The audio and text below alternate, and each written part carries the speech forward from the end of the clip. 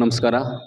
ಮೊದಲನೇದಾಗಿ ರೈತ ಬಾಂಧವರಿಗೆ ಎಲ್ಲರಿಗೂ ನಮಸ್ಕಾರಗಳನ್ನು ಹೇಳ್ತಾ, ಈಗ ದಿನಾಂಕ 4/7/26ರಂದು ಫೀಲ್ಡ್ ಸ್ಕ್ರೀನಿಂಗ್ ಅಧ್ಯಕ್ಷ ಇಲ್ಲಿ ನಾನು ಮಾತಾಡೋದಕ್ಕೆ, ಆಮೇಲೆ ಮೊದಲನ ಸಹಕಾರ ಸಪ್ತಾಹ ಎಲ್ಲರಿಗೂ ಶುಭಾಶಯಗಳು.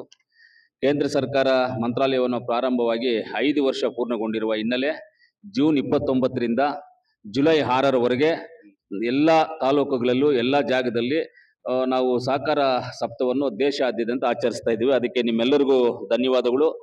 ಇವತ್ತು ಮುಖ್ಯವಾಗಿ ನಮ್ಮ ಮುಳಬಾಗಿಲು TAPSMS ಸೊಸೈಟಿಯಲ್ಲಿ ಇವತ್ತು ಈ ಸಪ್ತಾಹವನ್ನು ಆಚರಣೆ ಮಾಡ್ತಾ ಇರೋದು ಏನಕ್ಕೋಸ್ಕರ ಅಂದರೆ, ನಮ್ಮ ಡೈರೆಕ್ಟರ್ಗೋಸ್ಕರನೋ ಇಲ್ಲಿ ನಮ್ಮ ಸೊಸೈಟಿಯಲ್ಲಿ ಕೆಲಸ ಮಾಡುವಂಥ ಕೆಲಸದವ್ರಿಗೋಸ್ಕರನೋ ಎಂಪ್ಲಾಯೀಸ್ಗೋಸ್ಕರನೋ ಇನ್ನೊಬ್ರಿಗೋಸ್ಕರ ಅಲ್ಲ. ಇದನ್ನು ಮಾಡ್ತಾ ಇರೋದು ನಾವು ರೈತರಿಗೋಸ್ಕರ. ರೈತರ ಮೇಲೆ ಒಳ್ಳೆ ಕಾಳಜಿ ಇರೋದ್ರಿಂದನೇ ಇವತ್ತು ನಮ್ಮ ಎಲ್ಲ ಡೈರೆಕ್ಟರ್ಸು ಇದಕ್ಕೆ ಆಗಮಿಸಿದ್ದಾರೆ. ಮೊದಲನೇದಾಗಿ ಆಗಮಿಸಿರ್ತಕ್ಕಂಥ ನಮ್ಮ ಯೂನಿಯನ್ ನಿರ್ದೇಶಕರು ಹಾಗೂ DCC ಬ್ಯಾಂಕ್ ನಿರ್ದೇಶಕರು ನಮ್ಮ ನಲ್ಲೂರು ರಘುಪತಿ ರೆಡ್ಡಿಯವರು ಬಂದಿದ್ದಾರೆ. ಅವ್ರಿಗೆ ನಾನು ಧನ್ಯವಾದಗಳನ್ನು ತಿಳಿಸ್ತೀನಿ. ಯಾಕಂದರೆ ರೈತರಿಗೋಸ್ಕರ ಬಂದಿರುವಂಥವ್ರಿಗೆ ನಾವು ಯಾವತ್ತೂ ಸ್ವಲ್ಪ ಗೌರವಯುತವಾಗಿ ನಡ್ಕೋಬೇಕು. MLA MP ಅದೆಲ್ಲ ಬಿಡಿ, ಅದು ಇರುತ್ತೆ ಹೋಗುತ್ತೆ ಎಲ್ಲ ಹೋಗುತ್ತೆ, ಇದಂತೂ ಶಾಶ್ವತವಾಗಿರುವಂಥದ್ದು. ಅದೇ ರೀತಿ ನಮ್ಮ ಉಪಾಧ್ಯಕ್ಷ ಅಂತ ಸುಧಾಕ್ನವರು, ಹಾಗೆ ನಮ್ಮ ರಾಜೇಂದ್ರ ಗೌಡರು, ರಾಜಣ್ಣವರು, ಹಾಗೆ ನಮ್ಮ ಶಿವಣ್ಣವರು, ಅದೇ ನಮ್ಮ ಲಕ್ಷ್ಮೀನಾರಾಯಣವರು ಇದ್ದಾರೆ, ನಮ್ಮ ಸರ್ವಜ್ಞ ಗೌಡರು ಇದ್ದಾರೆ, ಎಲ್ಲ ನಮ್ಮ ನಿರ್ದೇಶಕರು ಎಲ್ಲರೂ ಇದ್ದಾರೆ. ಎಲ್ಲರಿಗೂ ಧನ್ಯವಾದ. ಎಲ್ಲ ನಿರ್ದೇಶಕರಿಗೆ ಎಲ್ಲರಿಗೂ ಧನ್ಯವಾದಗಳನ್ನು ತಿಳಿಸ್ತಾ, ಇವತ್ತು ಈ ಕಾರ್ಯಕ್ರಮ ನಾವು ಹಮ್ಮಿಕೊಂಡಿರೋದು ಏನಂದರೆ, ಈ ದೇಶಕ್ಕೆ ಬೆನ್ನೆಲುಬಾಗಿಯು ರೈತ ಅಂತ ಹೇಳ್ತಾರೆ. ನನಗೆ ಗೊತ್ತಿರೋ ಪ್ರಕಾರವಾಗಿ ದೇಶಕ್ಕೆ ಬೆನ್ನೆಲುಬಾಗಲ್ಲ ರೈತ. ನಮ್ಮ ತಲೆನಲ್ಲಿರ್ತಕ್ಕಂಥ ಏನು ನಮ್ಮ ಬ್ರೈನ್ ಇದೆಯೇ, ಮೆದುಳು ಏನಿದೆಯೇ, ಆ ಮೆದುಳೇ ನಮಗೆ ರೈತ. ಆ ಮೆದುಳಿಲ್ಲ ಅಂದರೆ ನಮ್ಮ ಬಾಡಿನಲ್ಲಿ ಏನೂ ಕೆಲಸ ಮಾಡೋದಿಲ್ಲ. ಅಂದರೆ ಈ ದೇಶದಲ್ಲಿ ರೈತನೇ ನಮಗೆ ಮೆದುಳು. ಈ ದೇಶದಲ್ಲಿ ರೈತರು ಮೆದುಳು. ಅದಕ್ಕೆ ರೈತರಿಗೆ ಆಗುವಂಥ ಒಳ್ಳೆ ಕಾರ್ಯಕ್ರಮಗಳನ್ನು ನಾವು ಅವ್ರ ಮನೆ ಬಾಗಿಲಿಗೆ ತಲುಪಿಸ್ಬೇಕು ಅನ್ನೋದೇ ನಮ್ಮೆಲ್ಲರ ಉದ್ದೇಶ ಆಗಿದೆ. ಇವತ್ತು ನೋಡಿ ಎಂಥವರೆಲ್ಲ ಇವತ್ತು ಸಹಕಾರ ಇದರಲ್ಲಿ ಇರ್ತಾರೆ ಅಂದರೆ, ಇವಾಗ ನಮ್ಮ ರಾಜಣ್ಣ ಅವರು ಸಹಕಾರ ಮಂತ್ರಿ ಆಗಿದ್ದರು. ಇವತ್ತು ಅವರು DCC ಬ್ಯಾಂಕ್ ತುಮಕೂರು ಅವರಿದ್ದಾರೆ, ನಿರ್ದೇಶಕರಿದ್ದಾರೆ, ಎಲ್ಲ ಇದ್ದಾರೆ. ಅವರು ಸಹಕಾರ ಕ್ಷೇತ್ರವನ್ನು ಬಿಡೋದಿಲ್ಲ. ಅದು ಬಿಟ್ಟು ಫೆಡರೇಷನಲ್ಲಿ ಇನ್ನೊಂದರಲ್ಲಿ ಯಾವುದು ಬಾಂಬೆನಲ್ಲಿ ಯಾವುದೋ ಒಂದು ಮಹಾರಾಷ್ಟ್ರದಲ್ಲಿ ಒಂದು ಸಂಸ್ಥೆ, ಅದರಲ್ಲಿ ಅವರು ನಿರ್ದೇಶಕರಾಗಿದ್ದಾರೆ. ಅದು ಬಿಟ್ಟು ನಮ್ಮ ಕೋಲಾರ ಶ್ರೀನಿವಾಸ್ ಗೌಡರು, ಅವರು ಇವತ್ತಿಂದ 40 ವರ್ಷಗಳಿಂದ ಅವರು MLA ಇದ್ರು, 40 ವರ್ಷಗಳಿಂದ ಸಹಕಾರ ಕ್ಷೇತ್ರದಲ್ಲಿದ್ದಾರೆ. ಅವರು ಏನಕ್ಕೆ ಅಂದರೆ ಇದು ರೈತರಿಗೋಸ್ಕರ ಇರುವಂಥದ್ದು. ಇದು ಇವತ್ತು ನಮ್ಮ ಭಾರತ ದೇಶದ ಹೋಮ್ ಮಿನಿಸ್ಟ್ರು ಅವರು ಮಹಾರಾಷ್ಟ್ರದಲ್ಲಿ ಒಂದು ಅವರು ಇದರಲ್ಲಿ ಗುಜರಾತಲ್ಲಿ ಒಂದು ಸೊಸೈಟಿನಲ್ಲಿ ಡೈರೆಕ್ಟರ್ ಆಗಿದ್ದು, ಅದರಿಂದ DCC ಬ್ಯಾಂಕು, ಆಮೇಲೆ ಸ್ಟೇಟ್ ಲೆವೆಲ್ಗೆ, ಇಂಡಿಯಾ ಲೆವೆಲ್ಗೆ, ಪ್ರಪಂಚದ ಲೆವೆಲ್ಗೆ ಹೋಗಿ ಇವತ್ತು ಹೋಮ್ ಮಿನಿಸ್ಟರ್ ಅವರು ಇದ್ರು ಸಹಕಾರ ಮಂತ್ರಿ ಅವರೇ ಇಟ್ಕೊಂಡಿದ್ದಾರೆ. ಅಂದರೆ ರೈತರ ಮೇಲೆ ಕಾಳಜಿ ಇರುವಂಥವರು ಯಾರ್ಯಾಗಲಿ ಇದು ಮಾಡ್ತಾರೆ. ಆಮೇಲೆ ರೈತರಲ್ಲಿ ನಾನು ಮನವಿ ಮಾಡ್ತೀನಿ, ಗೊಬ್ಬರಗಳು ಹೆಂಗೆ ಕೊಡಬೇಕು, ಯಾವ ರೀತಿಯಲ್ಲಿ ಕೊಡಬೇಕು, ಯಾವ್ದು ಯೂಸ್ ಮಾಡಬೇಕು ಅಂತ ಅಷ್ಟೋ ನಮ್ಮಿಲ್ಲಿ ಗೊಬ್ಬರ ಇದು ಮಾಡೋರಿಗೆ ಸ್ವಲ್ಪ ನಾಲೆಜ್ ಇರ್ತದೆ. ಆ ನಾಲೆಜನ್ನು ಉಪಯೋಗ ತಗೊಳ್ಳಿ. ನಾವೇನೇ ಹೇಳಿದ್ರು ಕೇಳೋಕ್ಕೆ ಇಲ್ಲ ಅವರು. ಇಲ್ಲ ಅದು ಬೇಡ, ನನಗೆ ಇದೇ ಬೇಕು, ಇದು ಬೇಡ, ಅದೇ ಬೇಕು ಅಂತ ಆ ಥರ ಮಾಡ್ಕೊಳ್ಳೋದು ಒಳ್ಳೆಯದಲ್ಲ. ಆಮೇಲೆ ರೈತರಿಗೆ ನಾವೆಷ್ಟೋ ತಲುಪಿಸ್ಬೇಕು, ಅವ್ರಿಗೆಲ್ಲೋ ನಾವೆಷ್ಟೋ ಸಹಾಯ ಮಾಡಬೇಕು. ಎಕ್ಸಾಂಪಲ್ಗೆ ನಮ್ಮ ರೈತರು ಎಲ್ಲಿ ನೆಗ್ಲಿಜೆನ್ಸಿ ಮಾಡ್ತಾರೆ ಅಂದರೆ, ಯಶಸ್ವಿನಿ ಕಾರ್ಡು, ಈ ಕಾರ್ಡ್ಗಳೆಲ್ಲ ತೊಗೊಂಬಂದು ಇಲ್ಲಿ ಕೊಡೋಕ್ಕಲ್ಲ, ತೊಗೊಂಬಂದು ನಿಮ್ಗೆಲ್ಲರೂ ತೋರ್ಸೋಕ್ಕೆ ಯಶಸ್ವಿನಿ ಕಾರ್ಡ್ ಅಂತ ಹೇಳಿದ್ರೆ, ನಾವು ಸೊಸೈಟಿಯಿಂದ ಒಂದು ಕಾರ್ಡ್ ಮಾಡಿಕೊಡ್ಬೇಕಂದ್ರೆ 500 ರೂಪಾಯಿ ಖರ್ಚಾಗುತ್ತೆ. ಆ 500 ರೂಪಾಯಿ ನಾವೇ ಬರ್ಸ್ಕೊಂಡು, ರೈತರ ಮೇಲೆ ಹಾಕಬಾರ್ದು ಅಂತ ನಾವೇ ಬರ್ಸ್ಕೊಂಡು ಯಶಸ್ವಿನಿ ಕಾರ್ಡನ್ನು ರೈತರಿಗೆ ಫ್ರೀಯಾಗಿ ಕೊಡ್ತಾ ಇದ್ದೀವಿ. ಏನಂದರೆ ಇದರಲ್ಲಿ 1847 ಕಾಯಿಲೆಗಳಿಗೆ ಅನ್ವಯಿಸುವಂಥ ಒಂದು ಕಾರ್ಡ್ ಇದೆ. ಯಾವುದೇ ಹಾಸ್ಪಿಟ್ಲ್ಗೆ ಹೋದ್ರೂ ಅವ್ರಿಗೆ ಫ್ರೀಯಾಗಿ ಎಲ್ಲ ಆಗುತ್ತೆ. 5 ಲಕ್ಷವರೆಗೂ ಬಿಲ್ ಕಟ್ಟಂಗಿಲ್ಲ. ಈ ಕಾರ್ಡ್ಗಳು ಮಾಡಿಸಿ ನಾವು 1 ವರ್ಷ 10 ಸಲ ರೈತರಿಗೆ ಫೋನ್ ಮಾಡ್ಕೊಂಡು ಬಂದು ತೊಗೊಂಡೋಗಲ್ಲ ರೈತರು. ನಾವು ಹೆಂಗೆ ಏನು ಮಾಡೋದು? ಅದಕ್ಕೆ ಇವಾಗ ಏನು ಮಾಡೋಣ ಅಂತಿದ್ದೀವಿ, ಆಯಾ ಏರಿಯಾ ಸೊಸೈಟಿಗಳಿಗೆ ಸೆಕ್ರೆಟರೀಸ್ನ ಕರೆದು ಇವನು ಕೊಟ್ಬಿಟ್ಟು ಅವ್ರ ಕೈಗೆ ಆ ಊರುಗಳಲ್ಲಿ ಯಾರ್ಯಾರು ಅಂತ ಪತ್ತೆ ಹಚ್ಬಿಟ್ಟು ಅವ್ರು ಕೊಟ್ಬಿಡ್ಬೇಕು. ಇಲ್ಲ ಅಂದರೆ ನಮ್ಮ ಡೈರೆಕ್ಟರ್ಸ್ ನೀವೆಲ್ಲ ಇದ್ದೀರಲ್ಲ, ನೀವೇ ತೊಗೊಂಡೋಗ್ಬಿಟ್ಟು ನೀವೇ ಹಂಚ್ಬಿಟ್ರೆ ಅವ್ರಿಗೆ ಕಾರಣನ ಇರಲಿ. ಅವ್ರಿಗೆ ಆಪತ್ತು ಬಂದಾಗ ಇಲ್ಲಿ ಬರ್ತಾರೆ, ಮಾಡಿಸ್ಕೊಳ್ರಿ ಅಂದರೆ ಮಾಡಿಸ್ಕೊಳ್ಳೋದಿಲ್ಲ. ಫೋಟೋಸ್ ತಂದು ಕೊಟ್ಟರೆ ಫ್ರೀಯಾಗಿ ಮಾಡ್ಕೊಡ್ತೀವಿ ಅಂದ್ರೂ ಬರೋದಿಲ್ಲ. ಏನು ಮಾಡೋದು ನಾವು? ಆದ್ರೂ ರೈತರನ್ನ ಇನ್ನೂ ನಾವು ಕರ್ಕೊಂಬರ್ಬೇಕಾಗ್ತದೆ, ರೈತರಿಗೆ ಇನ್ನೂ ಸಹಕಾರ ನೀಡಬೇಕಾಗ್ತದೆ, ರೈತರನ್ನು ನಾವು ಕಾಪಾಡ್ಕೋಬೇಕಾಗ್ತದೆ. ಈಗಿರ್ತಕ್ಕಂಥ 15-20 ವಯಸ್ಸು ಹುಡುಗರಿಗೆ ಯಾರಿಗಾದ್ರೂ ಯಾವ ತಿಂಗಳಲ್ಲಿ ಯಾವ ಮಳೆ ಬರುತ್ತೆ ಅಂತ ಗೊತ್ತಾಗುತ್ತಾ? ಯಾವ ತಿಂಗಳಲ್ಲಿ ಏನು ಬೆಳೆ ಬೆಳಿಬೇಕು ಅಂತ ಗೊತ್ತಾಗುತ್ತಾ? ಯಾವ ಬೆಳೆ ಬೆಳೆದಾಗ ಯಾವ ಮಣ್ಣನ್ನು ನೋಡಿದ ತಕ್ಷಣ ಮೊದಲು ಊರಲ್ಲಿ ಇರ್ತಕ್ಕಂಥ ಹಿರಿಯರು ಮಣ್ಣೆತ್ಕೊಂಡು ಆ ಸ್ಮೆಲ್ ನೋಡಿದ್ರೆ ಹೇಳ್ಬಿಡೋರು ಇದರಲ್ಲಿ ಏನು ಬೆಳೆ ಬೆಳಿಬೇಕು ಅಂತ. ಆ ಒಂದು ಜ್ಞಾನ, ಆ ಥರ ಟೆಕ್ನಾಲಜಿ ಮನಸ್ಥಿತಿ ಇತ್ತು ಅವ್ರಿಗೆ. ಇವಾಗ ಇಷ್ಟೆಲ್ಲ ಟೆಕ್ನಾಲಜಿ ಇಟ್ಕೊಂಡು ಏನು ಗೊತ್ತಾಗುತ್ತೆ ಇವಾಗ ಹುಡುಗರಿಗೆ? ಗೊತ್ತಾಗೋದಿಲ್ಲ. ಅದರಿಂದ ಇದೆಲ್ಲವನ್ನು ತಿಳ್ಕೊಬೇಕಾಗ್ತದೆ. ಅದರಿಂದ ನಾವು ಅಷ್ಟೇ ಇಲ್ಲಿ ಸೊಸೈಟಿನಲ್ಲಿ ಇವತ್ತು ಗೊಬ್ಬರವನ್ನು ಮಾರಾಟ ಮಾಡ್ತಾ ಇದ್ದೀವಿ, ಔಷಧಿಗಳನ್ನು ಮಾರಾಟ ಮಾಡ್ತಾ ಇದ್ದೀವಿ, ಆಮೇಲೆ ಚಾಪ್ ಕಟರ್ಸ್ ಮಾರಾಟ ಮಾಡ್ತಾ ಇದ್ದೀವಿ, ಆಮೇಲೆ ನಾವು ಔಷಧಿ ಹೊಡೆಯುವಂಥ ಪಂಪ್ಗಳನ್ನ ಮಾರಾಟ ಮಾಡ್ತಾ ಇದ್ದೀವಿ.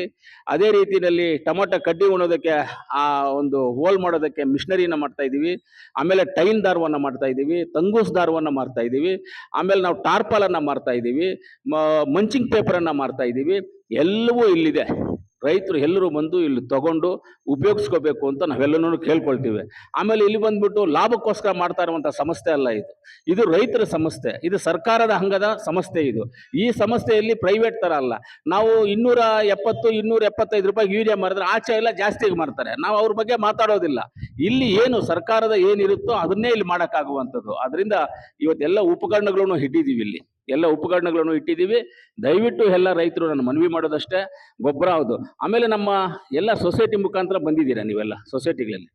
ನೀವು ಸೊಸೈಟಿಗಳಲ್ಲೇ ಗೊಬ್ಬರ ಮಾರೋದನ್ನ ಮಾಡಿ. ಇವಾಗ ದಂಸಂದ್ರ ಸೊಸೈಟಿಯಲ್ಲಿ ಮಾಡ್ತಾ ಇದ್ದಾರೆ. ಯಾಕೆ ಬೇರೆ ಸೊಸೈಟಿಯಲ್ಲಿ ಮಾಡಬಾರ್ದು? ನೀವು ಆ ಸೊಸೈಟಿಗಳಲ್ಲಿ ಗೊಬ್ಬರವನ್ನು ಮಾರಿ. ನೀವು ಇನ್ವೆಸ್ಟ್ಮೆಂಟೇ ಬೇಡ ಸೊಸೈಟಿಗಳವರು, ನಾವೇ ಕೊಡ್ತೀವಿ ನಿಮಗೆ. ಈ ಸೊಸೈಟಿಯಿಂದನೇ ಕೊಡೋಣ, ಈ ಸೊಸೈಟಿಯಿಂದ ಕೊಟ್ಟು ನೀವು ಮಾರಿ, ಆಮೇಲೆ ಮಾರ್ಬಿಟ್ಟೆ ದುಡ್ಡು ಕೊಡಿ ಅಂತ ನಾವು ಹೇಳ್ತೀವಿ. ಅದಕ್ಕೂ ಯಾರು ಸಹಕರಿಸೋದಿಲ್ಲ. ಅದರಿಂದ ಎಲ್ಲ ಸೊಸೈಟಿಯವರು ಲೈಸೆನ್ಸ್ ಮಾಡ್ಕೊಳ್ಳಿ. ಇವಾಗ ದಂಸಂದ್ರಕ್ಕೆ ಲೈಸೆನ್ಸ್ ಮಾಡ್ಕೊಟ್ಟಿದ್ದು ನಾನೇ, ಎಲ್ಲವನ್ನೂ ಮಾಡ್ಕೊಟ್ಟಿದ್ದು ನಾನೇ. ನೀವು ಹೇಳಿದ್ರೆ ಲೈಸೆನ್ಸ್ ಮಾಡ್ಕೊಡ್ತೀವಿ, ಎಲ್ಲ ಮಾಡ್ಕೊಡ್ತೀವಿ. ನೀವು ಸೊಸೈಟಿಗಳು ಮಾಡಿ, ರೈತರಿಗೆ ಉಪಯೋಗ ಆಗುತ್ತೆ. ಇವಾಗ ಎಕ್ಸಾಂಪಲ್ಗೆ ನಮ್ಮ ಡೈರೆಕ್ಟ್ರು ನಾರಾಯಣ ಸ್ವಾಮಿ ಅವರು ಇದ್ದಾರೆ. ಇವಾಗ ಲಿಂಗಾಪುರ, ಸಿದ್ಧಘಟ್ಟ, ಆ ಕಡೆ ಗೊಳ್ಳಳ್ಳಿ ಪಂಚಾಯತಿ, ಕೂಡ್ಮಲೆ ಪಂಚಾಯತಿ, ಅಗರಂ ಪಂಚಾಯತಿ ಇದೆಲ್ಲ ಇದೆಯಲ್ಲ, ಅಲ್ಲೊಂದು ಸೊಸೈಟಿನಲ್ಲಿ ಮಾಡಿ ಗೊಬ್ಬರ ಮಾರಿ ನಾವು ಗೊಬ್ಬರ ಕೊಡೋಣ.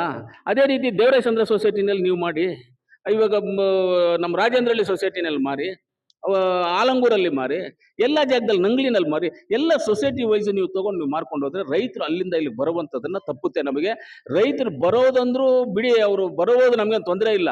ಎಷ್ಟೋ ಜನ ರೈತರು ಗಾಡಿಗಳಲ್ಲಿ ಟೂ ವೀಲರ್ಲಿ ಬಂದು ಬಿದ್ದು ಕೆಳಗಡೆ ಕಾಲು ಕೈಯೋ ಮುರ್ಕೊಂಡು ಈ ಥರ ಎಷ್ಟೋ ಅನಾಹುತಗಳಾಗವೆ. ಅದರಿಂದ ಅಂಥ ಅನಾಹುತಗಳಾಗಬಾರ್ದು ಅಂತ ಹೇಳಿದ್ರೆ ನಾವು ಆ ಊರಿನ ಸೊಸೈಟಿನಲ್ಲಿ ಮಾಡಬೇಕು. ಆಮೇಲೆ ಸರ್ಕಾರದ ಸುತ್ತೋಲೆನೇ ಇದೆ, ಪ್ರತಿಯೊಂದು ಪಂಚಾಯತಿನಲ್ಲಿ ಒಂದೊಂದು ಸೊಸೈಟಿ ಇರಲೇಬೇಕು ಅಂತ ಇದೆ. ಅದು ಎಷ್ಟು ಪಂಚಾಯತಿಗಳು ಮಾಡಿದ್ವಿ, ನಮ್ಮ ಮಿಕ್ಕಿದ ಪಂಚಾಯತಿಗಳನ್ನ ಮಾಡಬೇಕು. ಅದನ್ನು ಮಾಡದೇ ಇದ್ರೆ ಬೇರೆ ಏನಾದರೂ ಮಾಡಿ ನಾವೇ ಒಂದು ಗ್ರೂಪನ್ನು ಕ್ರಿಯೇಟ್ ಮಾಡಿಬಿಟ್ಟು ನಾವೇ ಮಾಡಾಕ್ಬಿಡೋಣ, ಸೊಸೈಟಿಗಳನ್ನ ಮಾಡಾಕ್ಬಿಡೋಣ. ಯಾರು ಮಾಡಿದ್ರು ಮಾಡದೇ ಇದ್ರು ನಾವೇ ಮಾಡ್ಕೊಳ್ಳೋಣ ಅಂತ ಹೇಳ್ತಾ, ಇವತ್ತು ಇಲ್ಲಿ ನಮ್ಮ ಸೊಸೈಟಿನಲ್ಲಿ ಎಲ್ಲ ನಮ್ಮ ನಿರ್ದೇಶಕರು, ನಮ್ಮ ಕವಿತತ್ನವರು ಮೊದಲು ಉಪಾಧ್ಯಕ್ಷರಾಗಿದ್ದರು. ಡೈಲಿ ಆಫೀಸಲ್ಲಿ ಬಂದು ಕುತ್ಕೊಳ್ಳೋರು, ಗೊಬ್ಬರವನ್ನು ಕೌಂಟ್ ಮಾಡೋರು, ಮಂಚಿಂಗ್ ಪೇಪರನ್ನು ಕೌಂಟ್ ಮಾಡೋರು, ಏನೇನು ಔಷಧಿಗಳು ಕೌಂಟ್ ಮಾಡೋರು, ಎಲ್ಲ ಕೌಂಟಿಂಗ್ ಮಾಡಿ ಎಲ್ಲ ನೋಡೋರು. ಡೈಲಿ ಅವರು ಅದೇ ಕೆಲಸವನ್ನು ಮಾಡ್ತಾ ಇದ್ರು. ಹೆಣ್ಮಕ್ಳು ಜವಾಬ್ದಾರಿಯಿಂದ ಮಾಡಿದ್ರು. ಅದೇ ರೀತಿ ಈಗಲೂ ನಮ್ಮ ಸುಧಾಕ್ನವರು ಇವರು ಇಬ್ಬರೂ ಸೇರಿ ಅದೇ ಕೆಲಸವನ್ನು ಮಾಡಲಿ, ರೈತರಿಗೆ ಉಪಯೋಗ ಆಗುವಂಥ ಕೆಲಸವನ್ನು ಮಾಡೋಣ. ಮುಖ್ಯವಾಗಿ ರೈತರನ್ನು ನಾವು ಕಾಪಾಡಿಕೊಂಡ್ರೆ ಮುಂದಿನ ದಿನಗಳಲ್ಲಿ ನಮ್ಗೆ ಊಟ ಸಿಗುತ್ತೆ. ನಾವು ರೈತರನ್ನ ಕಾಪಾಡ್ಕೊಳ್ದೇ ಇದ್ರೆ ಮುಂದಿನ ದಿನಗಳಲ್ಲಿ ಊಟ ಸಿಗೋದಿಲ್ಲ. ಕೊರೋನಾ ಬಂದಾಗ ನಾವೆಲ್ಲ ಏನು ಕುಡ್ಕಾಡಿದ್ವಿ? ನಮ್ಮ ಕೃಷ್ಣಣ್ಣ, ಕೊರೋನಾ ಕಾಯಿಲೆ ಬಂದಾಗ ಏನು ಕುಡ್ಕಾಡಿದ್ ನಾವೆಲ್ಲ? ಊಟಕ್ಕೋಸ್ಕರ ಹುಡ್ಕಾಡಿದ್ವಲ್ಲ. ತರಕಾರಿ ಎತ್ಕೊಂಬಂದು ಹಿಡಿದು ಅಂತ ಯಾರು ಅದನ್ನೆಲ್ಲ ಬೆಳೆದಿದ್ದು? ರೈತರು. ನಿಮ್ಮ ಹತ್ರ ಕೊರೋನಾ ಟೈಮಲ್ಲಿ ಜೋಬಲ್ಲಿ 1 ಲಕ್ಷ ರೂಪಾಯಿ ಇಟ್ಕೊಂಡ್ರು ನಿಮ್ಗೆ 1 kg ಆಲೂಗಡ್ಡೆ ಸಿಗ್ತಾ ಇರಲಿಲ್ಲ. ದುಡ್ಡು ಕೆಲಸ ಮಾಡ್ತಾ ಅವಾಗ ರೈತ ಕೆಲಸ ಮಾಡಿದ್ನ. ರೈತರು ಒಂದು ಶಕ್ತಿ ಕೆಲಸ ಮಾಡಿದ್ದು. ಆ ರೀತಿಯಲ್ಲಿ ಇವತ್ತು ಅಷ್ಟೇ ಜನ ಮರಿಬೇಡ್ರಿ, ರೈತರನ್ನ ಯಾವತ್ತೂ ನಾವು ಕಾಪಾಡ್ಕೋಬೇಕು. ಅವ್ರಿಲ್ಲ ಅಂದ್ರೆ ನಾವ್ಯಾರೂ ಇಲ್ಲ. 1 ಲಕ್ಷ ರೂಪಾಯಿ ಜೋಬಲ್ಲಿದ್ರು 1 kg ಅಕ್ಕಿ ಸಿಗೋದಿಲ್ಲ, 1 kg ಈರುಳ್ಳಿ ಸಿಗೋದಿಲ್ಲ. ದುಡ್ಡಿಗೆ ವ್ಯಾಲ್ಯೂ ಇಲ್ಲದೆ ಆಗೋಗ್ಬಿಡ್ತದೆ. ರೈತನಿಗೆ ವ್ಯಾಲ್ಯೂ ಬರೋದು ಅಂದ್ರೆ ಪ್ರಕೃತಿ ಚೇಂಜ್ ಆಗುತ್ತೆ. ಖಂಡಿತವಾಗ್ಲೂ ಚೇಂಜ್ ಆಗದೆ ಇರೋದಿಲ್ಲ, ಚೇಂಜ್ ಆಗುತ್ತೆ. ರೈತರ ಕಾಲಿಡಿಯುವಂಥ ಸಂದರ್ಭ ಎಲ್ಲ ಸರ್ಕಾರಗಳಿಗೂ ಬಂದೇ ಬರುತ್ತೆ. ರೈತರು ಕಾಲು ಹಿಡಿತಾರೆ. ಇವಾಗ ಬೆಳೆಯೋರು ಕಮ್ಮಿ ಆಗ್ತಾ ಇದ್ದಾರೆ, ಇವತ್ತು ಊಟ ಕಮ್ಮಿ ಆಗ್ತಾ ಇದೆ, ಜನಗಳಿಗೆ ಬೆಳೆದು ಮಾರುವಂಥದ್ದು ಕಮ್ಮಿ ಆಗ್ತಾ ಇದೆ. ಈ ಅಕ್ಕಿ, ರಾಗಿ, ಭತ್ತ ಏನೇನಿದೆ ಎಲ್ಲ ಕಮ್ಮಿ ಆಗ್ತಾ ಇದೆ. ಈಗ ಅದನ್ನೆಲ್ಲ ಉಳಿಸ್ಕೋಬೇಕು ಅಂದರೆ ರೈತರನ್ನ ಮುಂದಿನ ದಿನಗಳಲ್ಲಿ, ಇವತ್ತು ನೆಗ್ಲಿಜೆನ್ಸ್ ಇರ್ಬೋದು ಎಲ್ರಿಗೂ, ಆದರೆ ಮುಂದಿನ ದಿನಗಳಲ್ಲಿ ರೈತರು ಕಾಲು ಹಿಡಿದು ಎಲ್ಲ ಫ್ರೀಯಾಗಿ ಕೊಟ್ಟು ನೀನು ಬೆಳೆದು ಕೊಡಪ್ಪ ನಾವೇ ತಗೊಳ್ತೀವಿ ಅಂತ ಹೇಳ್ತೇವೆ. ಅಂದರೆ ರೈತರ ದುರದೃಷ್ಟ ಏನು ಅಂತ ಹೇಳಿದ್ರೆ, ಇವತ್ತು ಒಂದು ಬಾಟ್ಲ್ ನೀರು, ಇದ್ಯಾವುದೋ ಕಂಪ್ನಿ, ಇದ್ಯಾವುದೋ ಬೆಲ್ಲರಿ, ಈ ಕಂಪ್ನಿಯವರು ಒಂದು ಬಾಟ್ಲ್ ನೀರು ಮಾಡಿದ್ದಾರೆ. ಇವರೊಂದು ರೇಟ್ ಫಿಕ್ಸ್ ಮಾಡಿದ್ದಾರೆ. ಈ ರೇಟು ಫಿಕ್ಸ್ ಮಾಡಿದ್ದಾರೆ. 10 ರೂಪಾಯಿ ಅಂದರೆ 10 ರೂಪಾಯಿ ಕೊಟ್ಟು ತಗೊಳ್ತೀರಾ ಇಲ್ವಾ? ನೀವು ಎಲ್ಲ ತಗೊಳ್ತೀವಲ್ಲ 10 ರೂಪಾಯಿಗೆ. ಅದೇ ಎಲ್ಲ ಆ ಫೋನ್ಗೆ ಒಂದು ರೇಟ್ ಮಾಡಿದ್ದಾರೆ, ಈ ಸ್ಟ್ಯಾಂಡ್ಗೆ ಒಂದು ರೇಟ್ ಇರುತ್ತೆ. ಆ ಉಂಗುರಾಗ ಒಂದು ಗ್ರಾಮ್ಗೆ ಇಷ್ಟು ಅಂತ ಇರುತ್ತೆ. ಎಲ್ಲದಕ್ಕೂ ಒಂದೊಂದು ರೇಟ್ ಇದೆ. ಎಲ್ಲದಕ್ಕೂ ಅವ್ರವ್ರು ಆ ಕಂಪ್ನಿಯವರು ಪೆಪ್ಸಿ ಒಂದು ಫಿಕ್ಸ್ ಮಾಡ್ತಾನೆ, ನೀರವ್ನು ಫಿಕ್ಸ್ ಮಾಡ್ತಾನೆ, ಕೋಕೋ ಅಂತ ಫಿಕ್ಸ್ ಮಾಡ್ತಾರೆ. ಆಚೆ ಹೋದ್ರೆ ನೀವು ಅಂಗಡಿನಲ್ಲಿ ಚಾಕ್ಲೇಟ್ ತಗೊಂಡ್ರೆ ಆ ಚಾಕ್ಲೇಟ್ಗೆ ರೇಟ್ 50 ಪೈಸೆನೋ ₹1 ಇದ್ದೇ ಇರುತ್ತೆ. ಯಾಕೆ ರೈತರು ಬೆಳೆದಿದ್ದ ಬೆಳೆಗೆ ಆ ರೈತ ಯಾಕೆ ರೇಟ್ ಫಿಕ್ಸ್ ಮಾಡ್ಕೊಳಕ್ ಆಗ್ತಾ ಇಲ್ಲ? ಫಿಕ್ಸ್ ಮಾಡ್ಕೋಬೇಕು ರೈತರದು. ಈ ರೇಟ್ ಎಷ್ಟಾಗುತ್ತೆ ಖರ್ಚು ಅದ್ರ ಮೇಲೆ ಅದು ಫಿಕ್ಸ್ ಮಾಡ್ಕೋಬೇಕಂದ್ರೆ ಸರ್ಕಾರ ಮುಂದೆ ಹೆಜ್ಜೆ ಇಟ್ಟು ಅದಕ್ಕೊಂದು ಸಿಸ್ಟಮ್ ಅನ್ನು ಮಾಡಿ ಆ ಸಿಸ್ಟಮ್ ಪ್ರಕಾರವಾಗಿ ಮಾಡಬೇಕಾಗ್ತದೆ. ಅದರಿಂದ ಮುಂದಿನ ದಿನಗಳಲ್ಲಿ ಇದನ್ನು ಆಗಬೇಕು ಅಂತ ಹೇಳ್ತಾ, ಆಮೇಲೆ DCC ಬ್ಯಾಂಕ್ ವಿಚಾರ ಬಂತು. DCC ಬ್ಯಾಂಕು ಇವಾಗ ರಗನ್ ಅವರು ಡೈರೆಕ್ಟರ್ ಇದ್ದಾರೆ, ನಾನು DCC ಬ್ಯಾಂಕಲ್ಲಿ ಡೈರೆಕ್ಟರ್ ಇದ್ದೀನಿ. ಇವಾಗ ಅಧ್ಯಕ್ಷ ಆಗ್ಬೇಕು. ಅದಕ್ಕೆ ಕೋರ್ಟಲ್ಲಿ ವಿಚಾರ ಇರೋದ್ರಿಂದ ಯಾರು ಇನ್ನು ಅಧ್ಯಕ್ಷ ಆಗಕ್ಕೆ ಆಗ್ತಾ ಇಲ್ಲ. ಬೇರೆ ಯಾರ್ದೋ ಇಬ್ಬರು ಡೈರೆಕ್ಟರ್ ಚಿಕ್ಕಬಳ್ಳಾಪುರ ಜಿಲ್ಲೆಯವ್ರದ್ದು ಒಂದಿಬ್ಬರು ಡೈರೆಕ್ಟರ್ದು ಕೋರ್ಟಲ್ಲಿದೆ. ಅದರಿಂದ ಅದು ಅಧ್ಯಕ್ಷ ಆಗಕ್ಕೆ ಆಗ್ತಾ ಇಲ್ಲ. ಅದನ್ನು ಈಗ ನಾವು DC ಅವ್ರ ಹತ್ರ ಮಾತಾಡಿ ಅದನ್ನು ಚುನಾವಣೆ ಮಾಡಿ ಅಧ್ಯಕ್ಷರು ಕುಂಡ್ರಿಸಿ ಆ DCC ಬ್ಯಾಂಕನ್ನು ಏನಾದರೂ ಒಂದು ಕಾಪಾಡ್ಕೊಳ್ಳಿ. ಯಾಕಂದರೆ ಮೈಕ್ರೋ ಫೈನಾನ್ಸರ್ ಮೊನ್ನೆ ನಮ್ಮ ಮನೆ ಹತ್ರ ನಮ್ಮ ಟೌನ್ ಅವರು ಒಬ್ರು ಬಂದಿದ್ರು. ಎಲ್ಲೋ ಫೈನಾನ್ಸಲ್ಲಿ ತೊಗೊಂಡ್ಬಿಟ್ಟಿದ್ದಾರೆ, 20 ಲಕ್ಷ ತೊಗೊಂಡ್ಬಿಟ್ಟಿದ್ದಾರೆ, ಕಟ್ಕೊಂಡು ಬಂದಿದ್ದಾರೆ. 20 ಲಕ್ಷಕ್ಕೆ ಇನ್ನೊಂದು 20 ಲಕ್ಷ ಎಕ್ಸ್ಟ್ರಾ ಇದೆಯಂತೆ, 40 ಲಕ್ಷ ಇದೆ ಅಂತೆ. ಇವಾಗ ನೋಟಿಸ್ ಕೊಟ್ಟವ್ರಂತೆ, ದುಡ್ಡು ಕೊಟ್ಟಿಲ್ಲ, ಇಲ್ಲಾಂದ್ರೆ ಮನೆ ಜಪ್ತಿ ಮಾಡ್ತೀವಿ ಅಂತ ದುಡ್ಡು ಕೊಟ್ಟಿದೆ. ಏನು ಮಾಡೋದು? ಅವ್ರು ಬಡವರು ಸೂಸೈಡ್ ಮಾಡ್ಕೊಂಡು ಸಾಯ್ಬೇಕಷ್ಟೇ. ಇವತ್ತು ಮೈಕ್ರೋ ಫೈನಾನ್ಸ್ ಕಂಪ್ನಿಗಳು, ಪ್ರೈವೇಟ್ ಫೈನಾನ್ಸ್ ಕಂಪ್ನಿಗಳು ತುಂಬ ಅನ್ಯಾಯ ಮಾಡ್ತಾ ಇದೆ. ಅದನ್ನೆಲ್ಲ ಸ್ವಲ್ಪ ಎಚ್ಚರಿಕೆಯಿಂದ ನಮ್ಮ ರೈತರು ನೋಡ್ಕೋಬೇಕಾಗ್ತದೆ. DCC ಬ್ಯಾಂಕ್ ಯಾವತ್ತು ಸ್ವಲ್ಪ ತೊಂದರೆ ಆಯಿತು ಆವತ್ತಿಂದ ಬೇರೆ ಫೈನಾನ್ಸ್ಗಳಿಗೆ ತುಂಬ ಹೋದಂಗೆ ಆಯಿತು ಜನಗಳು. ಅದೊಂದಾಗಿದೆ. ಇನ್ನು ಮುಂದಿನ ದಿನಗಳಲ್ಲಿ ನಾವು ಸೊಸೈಟಿನಲ್ಲಿ ನಾವು ಬ್ಯಾಂಕ್ ಇದೆ, ಸೊಸೈಟಿನಲ್ಲಿ ಬ್ಯಾಂಕ್ ಮಾಡ್ಕೊಂಡಿದ್ದೀವಿ. ಈ ಬ್ಯಾಂಕಲ್ಲೂ ನೀವು ರೈತರೆಲ್ಲ ದುಡ್ಡು ಡಿಪಾಸಿಟ್ ಮಾಡಿ ದುಡ್ಡು ಹಾಕ್ಕೊಳ್ಳಿ. ಇಲ್ಲಿ ಲೋನು ಕೊಡುವಂಥ ಪ್ರಾವಿಜನ್ ಮಾಡ್ಕೊಂಡಿದ್ದೀವಿ. ಇವಾಗ ಹೋದ ಸಭೆಯಲ್ಲಿ ಲೋನ್ ಕೊಡುವಂಥ ಪ್ರಾವಿಜನ್ ಮಾಡ್ಕೊಂಡಿದ್ದೀವಿ. ಕಮ್ಮಿ ಲೋನು, ಜಾಸ್ತಿ ಕೊಡೋಕ್ಕಾಗೋದಿಲ್ಲ, ಕಮ್ಮಿಯಾಗಿ ಲೋನ್ ಕೊಡುವಂಥದ್ದನ್ನು ಪ್ರಾವಿಜನ್ ಮಾಡ್ಕೊಂಡಿದ್ದೀವಿ. 50,000, 1 ಲಕ್ಷ, 2 ಲಕ್ಷವರೆಗೂ ಕೊಡಬೇಕು ಅಂತ ಮಾಡ್ಕೊಂಡಿದ್ದೀವಿ ಲೋನು. ನಮ್ಮ ಬ್ಯಾಂಕಲ್ಲಿನೂ ಅಕೌಂಟ್ ತೊಗೊಳ್ಳಿ. ರೈತರ ಅಕೌಂಟ್ ತೆಗೆದ್ರೆ ದುಡ್ಡು ನೀವು ಅದರಲ್ಲಿ ಇಟ್ಕೊಂಡ್ರೆ ಅದೇ ದುಡ್ಡನ್ನು ನೀವು ಗೊಬ್ಬರ ತೊಗೊಂಡಾಗ ಅಲ್ಲಿ ಟ್ರಾನ್ಸ್ಫರ್ ಮಾಡ್ಕೊಳ್ತೀವಿ, ಗೊಬ್ಬರ ಕೊಟ್ಟು ಕಳಿಸ್ತೀವಿ. ಇಲ್ಲ ನೀವು ಬರೋದೇ ಬೇಡ, ಇನ್ನು ನನ್ನ ಅಕೌಂಟಲ್ಲಿ ದುಡ್ಡಿದೆ, ನೀವು ಫೋನ್ ಮುಖಾಂತರ ಹೇಳಿದ್ರೆ ಅದನ್ನು ಟ್ರಾನ್ಸ್ಫರ್ ಮಾಡ್ಕೊಳ್ತೀವಿ, ಆಟೋದಲ್ಲಿ ಹಾಕಿ ನಿಮ್ಮ ಊರಿಗೆ ಗೊಬ್ಬರನ ಕಳ್ಸಿಕೊಟ್ಬಿಡ್ತೀವಿ, ಬಿಲ್ ಸಮೇತ ಊರಿಗೆ ಬಂದುಬಿಡ್ತದೆ. ಈ ಫೆಸಿಲಿಟೀಸ್ ಎಲ್ಲ ಮಾಡಿದ್ದೀವಿ. ಇದಕ್ಕಿಂತ ಬೇರೆ ಮಾಡೋಕ್ಕಾಗೋದಿಲ್ಲ. ಮುಂದಿನ ದಿನಗಳಿಂದ ಮಾಡಬೇಕು. ಕಟ್ಟಡ ಕಟ್ಟೋದಿದೆ, ಅಲ್ಲಿ ಕಟ್ಟಡ ಕಟ್ಟೋಕ್ಕೆ ಇನ್ನು 15 ದಿವಸ, 1 ತಿಂಗಳು ಒಳಗಡೆ ಅದನ್ನು ಪೂಜೆ ಮಾಡಿ ಕಟ್ಟಡ ಕಟ್ತೀವಿ, ಸ್ಟಾರ್ಟ್ ಮಾಡ್ತೀವಿ. ಅದಾದಮೇಲೆ ಇದನ್ನು ಡೊಮಾಲೇಷನ್ ಮಾಡಿ ಇಲ್ಲಿ ಒಳ್ಳೆ ಕಟ್ಟಡವನ್ನು ಕಟ್ಟಿ ರೈತರಿಗೆ ಒಳ್ಳೆ ಫೆಸಿಲಿಟೀಸ್ ಕೊಡಬೇಕು ಅಂತ ನಮ್ಮ ಉದ್ದೇಶ ಇದೆ. ಖಂಡಿತವಾಗ್ಲೂ ಆ ಉದ್ದೇಶಗಳೆಲ್ಲ ಪೂರೈಸ್ತೀವಿ ಅಂತ ಹೇಳ್ತಾ, ಇವತ್ತು ಸಹಕಾರ ಸಪ್ತಾಹ ಏನಿವತ್ತು ನಮ್ಮ ಕೇಂದ್ರ ಸರ್ಕಾರದಿಂದ ಹೇಳಿದರು, ಇದನ್ನೆಲ್ಲ ತಾಲೂಕು ವೈಸ್ ಮಾಡಬೇಕು. ಇವತ್ತು ಲಾಸ್ಟ್ ದಿವಸ ಇದೆ, ನಾವೆಲ್ಲವನ್ನು ಮಾಡಿದ್ದೀವಿ. ಇವತ್ತು ಇದರಿಂದ ಕೋಆಪರೇಟಿವ್ ಡಿಪಾರ್ಟ್ಮೆಂಟ್ ಅಂತ ಹೇಳಿದ್ರೆ ನಮ್ಮ ಮಿಲ್ಕ್ ಯೂನಿಯನ್ ಆಗ್ಬೋದು, ಆಮೇಲೆ ವಿಲೇಜ್ಗಳಲ್ಲಿರ್ತಕ್ಕಂಥ VSNN ಸೊಸೈಟೀಸ್ ಆಗ್ಬೋದು, ಆಮೇಲೆ agriculture department, TAPMS, APMC, PLD bank, union, ಸಹಕಾರಿ ಬ್ಯಾಂಕು ಅಂದರೆ DCC ಬ್ಯಾಂಕು, ಈ ಥರ ಎಲ್ಲವನ್ನೂ ರೈತರು ಒಳ್ಳೆಯದಾಗಿ ಉಪಯೋಗಿಸ್ಕೊಳ್ಳಿ. ನಾವೆಲ್ಲ ನಿಮ್ಮ ಜೊತೆಗಿದ್ದೀವಿ ಅಂತ ಹೇಳ್ತಾ, ಇವತ್ತು ನನ್ನನ್ನು 5 ವರ್ಷ ನಾನು ಅಧ್ಯಕ್ಷನಾಗಿದ್ದು, ಇಲ್ಲಿ ತಿರ್ಗಾ ಕಂಟಿನ್ಯೂ ಅಧ್ಯಕ್ಷರಾಗಿ ಎಲ್ಲರೂ ನನ್ನನ್ನು ಮಾಡಿ ಖಂಡಿತವಾಗ್ಲೂ ಸೇವೆ ಮಾಡೋದಕ್ಕೆ ನಾವು ಸಿದ್ಧವಾಗಿದ್ದೀವಿ. ಮುಂದಿನ ದಿನಗಳಲ್ಲಿ ರೈತನ ಕಾಪಾಡ್ಕೊಳ್ಳುವಂಥ ಕೆಲಸ ಮಾಡೇ ಮಾಡ್ತೀವಿ ಅಂತ ತಮ್ಮೆಲ್ಲರಿಗೂ ನಾನು ಹೇಳ್ತಾ ನನ್ನ ಮಾತನ್ನು ಮುಗಿಸ್ತೀನಿ. ಜೈ ಕರ್ನಾಟಕ, ಜೈ ಸಹಕಾರ ಸಪ್ತಾಹ.